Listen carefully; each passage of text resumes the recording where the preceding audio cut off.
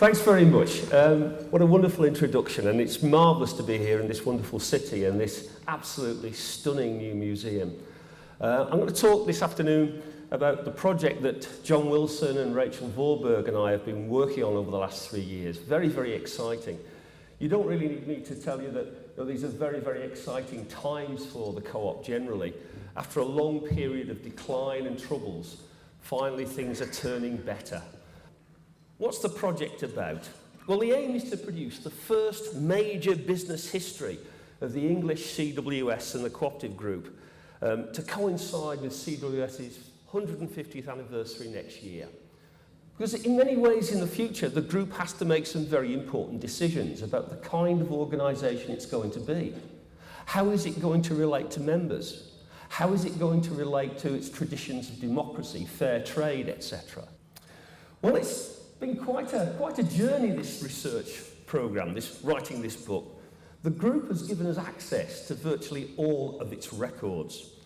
And we've been looking through the papers of the group going right the way back to 1863. You can actually trace the development of the organisation into becoming a worldwide body.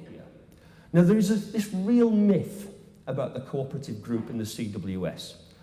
Basically, the view was that the co-op was this old-fashioned, dying organisation.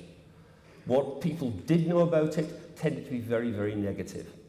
This, in essence, is why we've been asked to write this serious history, to try to bring cooperation and cooperatives back into the intellectual and academic mainstream. So what have we found? What have we found so far? CWS and its member societies historically had a bad and difficult relationship almost from the very start. It jumps off the page of the records at you. What we've got to remember, of course, is that this is a democratic movement. And as a democratic movement, it's often very difficult for the different component parts of it to coordinate their actions with each other effectively. Now, there is this real myth about the cooperative group in the CWS. And the myth basically goes like this. It's an old-fashioned organisation full of people who aren't very creative or imaginative, people who bury their head in the sands, who aren't prepared to change. And that, if you actually took a look at what people were writing about the cooperatives back in the 1980s and 90s, is roughly what they said about it. It is rubbish. Because the cooperative movement has cruelly been labelled as being old-fashioned, lacking in talent, and we just simply don't think that the historical record bears that out. The reasons for the decline lie elsewhere than a lack of talent or a lack of will to change.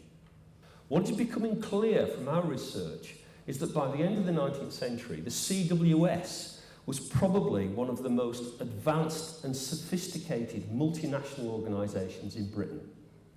At a time when it was very, very rare for people to train managers, the CWS was streets ahead in bringing on and developing people to run major international businesses. Arguably, it was probably the most efficient business organisation in Britain, and it was democratic as well. Now, it is important to hold on to that. It is important to understand that, because the public image of cooperation, of course, is a very negative, rather patronising and rather condescending one. The truth is different. The truth is that as a movement, at least in the late 19th century, it was streets ahead of the competition. So what about this period after the Second World War when things start to go wrong? And one of the key questions is, why does that happen? In the 50s, what they're saying is that, well, actually, we have to deal with about 1,000 societies. If we only had to deal with, say, about 100 societies, it would get a lot easier. What we want is to persuade societies to amalgamate it, and then they'll be easier to work with. Actually, what happens is that when societies do amalgamate, they get bigger, and they become much, much bigger in terms of their boots. They start to believe they need CWS even less, and they're even less cooperative. And it's not until the 1980s, when the movement is really in serious trouble, and cooperative societies everywhere are losing market share, that finally the drachma drops, and they realise that they've got to start working together. So Cooperation's strong democratic roots, in a sense, is one of the reasons why it loses ground. And in a way, what has to happen is that there has to be a rethinking through and a reorganisation of the movement before it can start to revive. It's almost as though the movement had to shrink before it could get into a situation where it could recover very, very quickly. We think there are 2 or 3 reasons why 90s becomes the turning point. One is because, frankly, by the 90s, the movement is looking down the barrel of a gun. And it's fairly clear that if things carry on, cooperation won't exist in Britain for much longer. And that concentrates hearts and minds. What seems to happen in the 90s is a new generation of managers and a new generation of members coming through who are serious about cooperation as an alternative to investor-led capitalism. And one of the expressions of that, of course, is in the 1990s, the restatement of the values and principles of cooperation internationally for the 21st century. So we think the revival has a long gestation, takes a long period of time to put things back into place.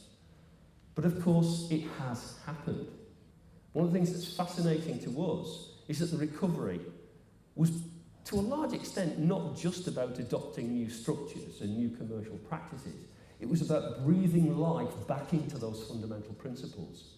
That's what gave it, if you like, impetus, and it started to win back members. Of course, it raises all kinds of interesting questions about how this will work out in the future. And to conclude, all I can say is that it is extremely exciting to be part of it. Thank you very much.